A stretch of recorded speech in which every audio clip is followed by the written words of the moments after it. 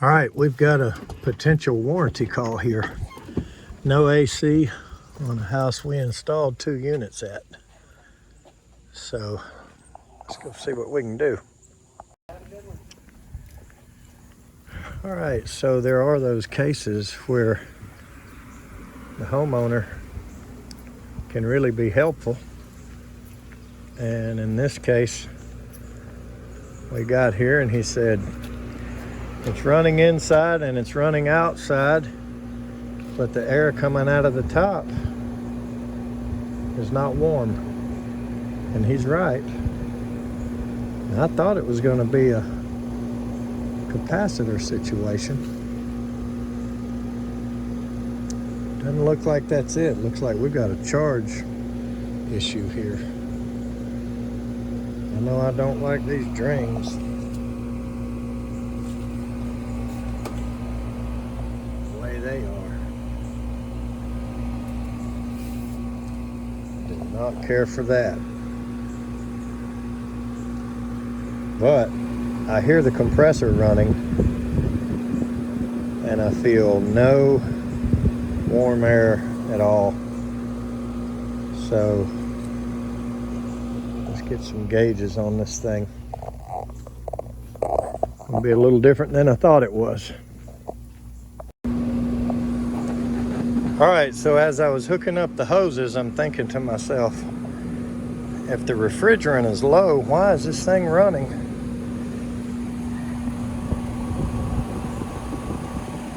So it's just barely high enough to stay running.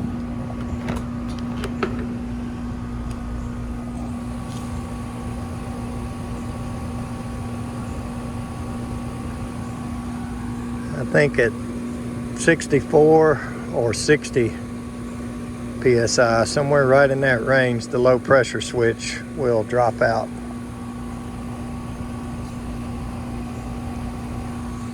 So the first thing we got to do is get some gas in it and get them back in service. Then we got to figure out where the leak is. Well, that stinks. All right, I don't know if the camera is going to show it or not, but I got a little bit of refrigerant and oil on my hand when I was putting the high pressure side on. So I grabbed a wipe to wipe some of it off, and I don't know if you can see that, but it's got dye on it. So obviously we've been here before, one of my guys has or something. And I think I remember putting a cap on one of these units, but nonetheless, there's dye in it. Now these were not my dye infested gauges here. I guess they are now, but that should make it easier on us to find the leak. But like I say, let's get them charged back up first and get them back going.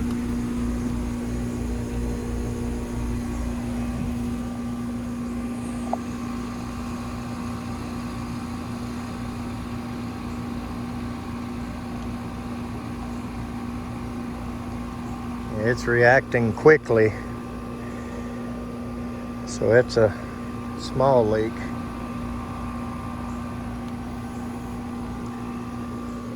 All right, well, they all leak. So you get a problem with them, I don't care how good your brand is. Now, we've got a few brands out here that are much more susceptible than others. We sell Trane because we feel it is the best money can buy. And in my opinion, that is a statistic, not an opinion. So make sense of that if you want. But nonetheless, we're going to find this leak and replace whatever component is the culprit and get things back in order for this customer. I'm not going to do anything to this other one because they haven't mentioned it and it's working well.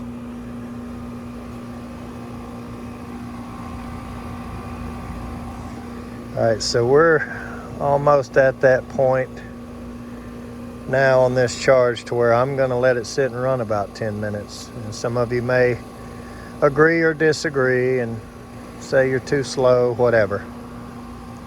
But I get it close, and I'm going to make sure it runs a bit.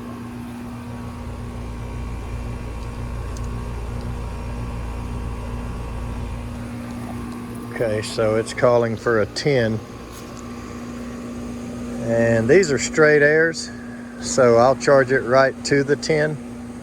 On a heat pump, I drop a little light so that the head pressure doesn't become a problem in the heat mode when they get a dirty filter. And they all get dirty filters, you know, they all neglect that. But nonetheless, I'm not going to be as worried this time, because obviously when we find what's leaking, we've got to pull this system down and get it repaired. So I'm not going to get too excited about an exact charge, but let's get them back in service. First thing I do when I've got a Trane unit leaking, the first thing I check before I even bother looking at the coil or anything is I look at these and I see if any of these are touching.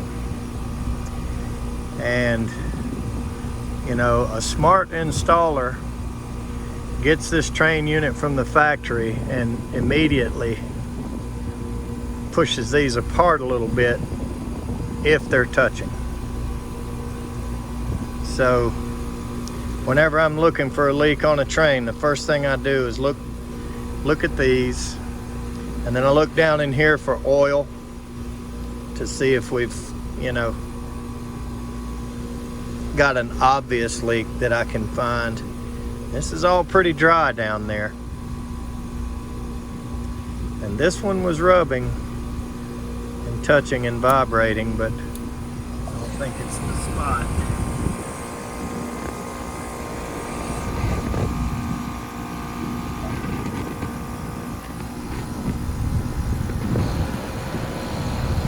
That top one really wasn't touching. The other two were. That one was, and this one was definitely sitting on it, vibrating.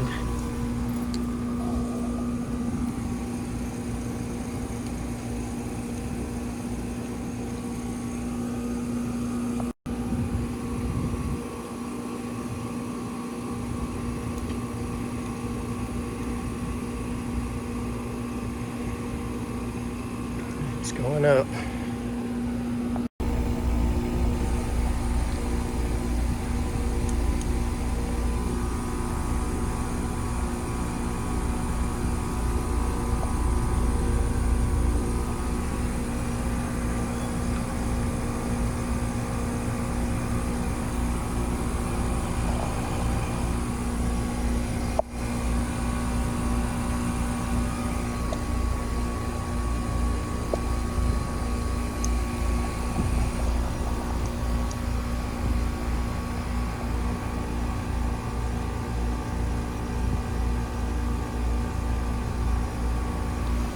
See how that dye lights up when you find it. Looks like we're going to have to go inside to the coil.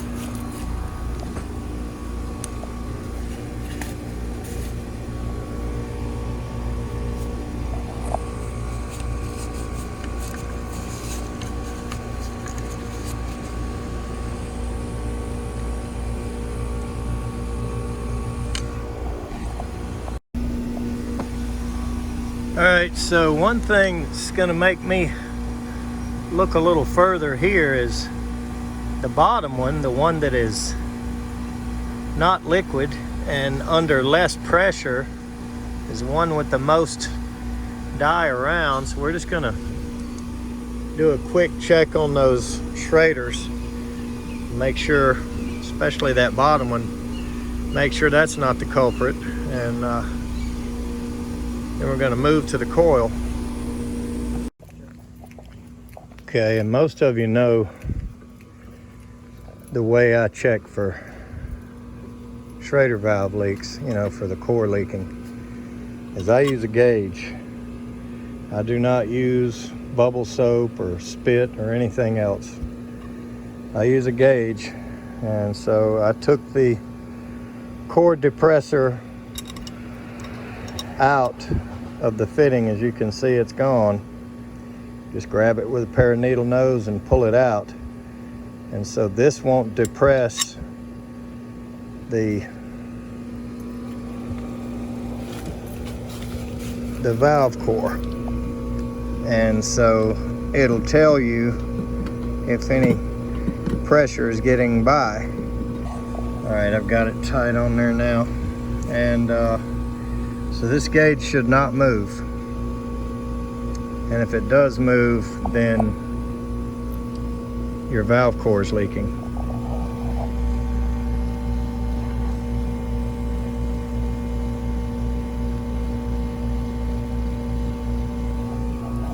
So I'll put it on one, and I'll usually let it sit there a couple of minutes and just make sure that it's not moving.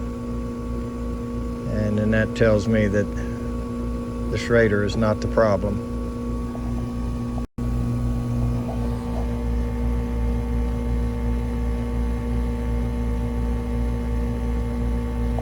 So it's been a few minutes, and that one did not go anywhere.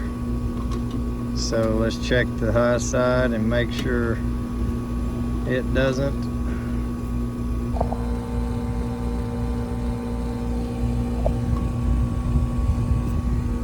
And then we're gonna go in the attic. Okay, so before we go to the attic, let's look at another telltale sign with the trusty light. Let's look at the drain. And I don't know how well that camera shows it, but the drain is full of dye.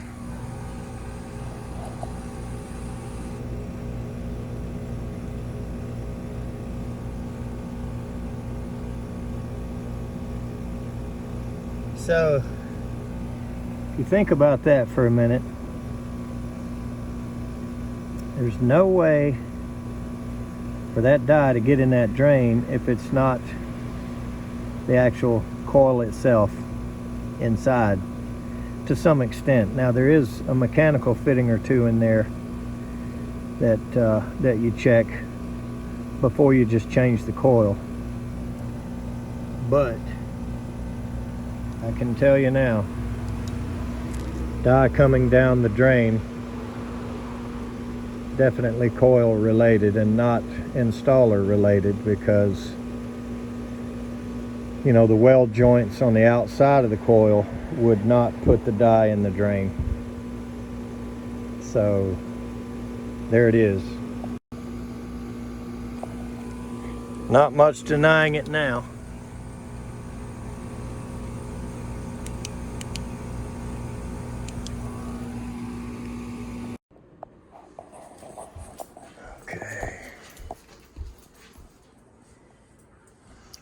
I always put these things where it's not all that much fun to get to it.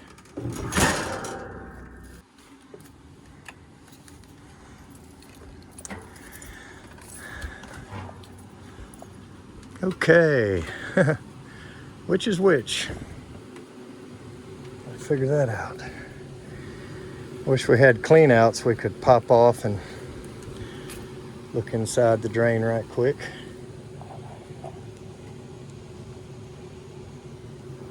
This one running and this one not pretty much tells you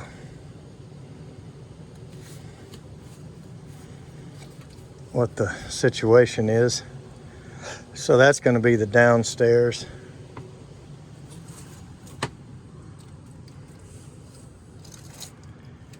Yep, I can tell you where that return goes down. It's just a chase. And here's the multiples. Wonder why we got dampers. That one was partially closed.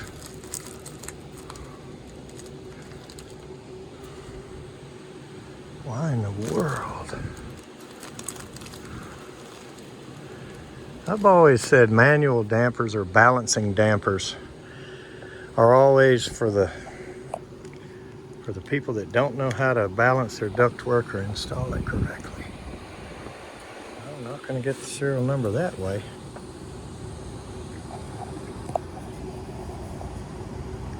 And pretty much not going to get it that way either. You have to pull this flue pipe loose to get this number.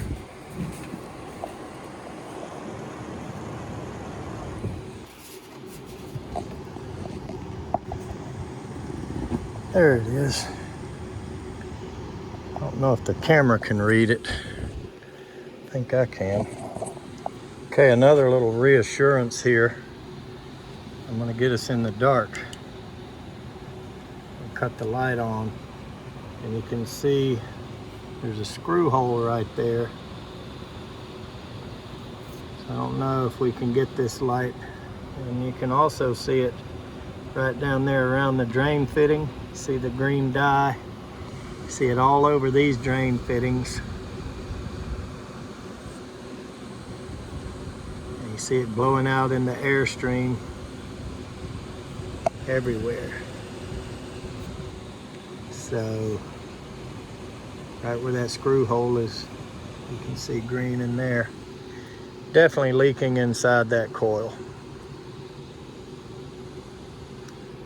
So let's get one. I've got the serial number. I was able to get it. 20031 Nancy Paul Juliet 5 Golf. So I wrote it down on there while I was pushing in. I was able to read it, but I don't think the camera saw it. But we've got it. Customer may want us to check or change those filters while we're up here. Let's get them a coil and get them fixed. Thanks for watching.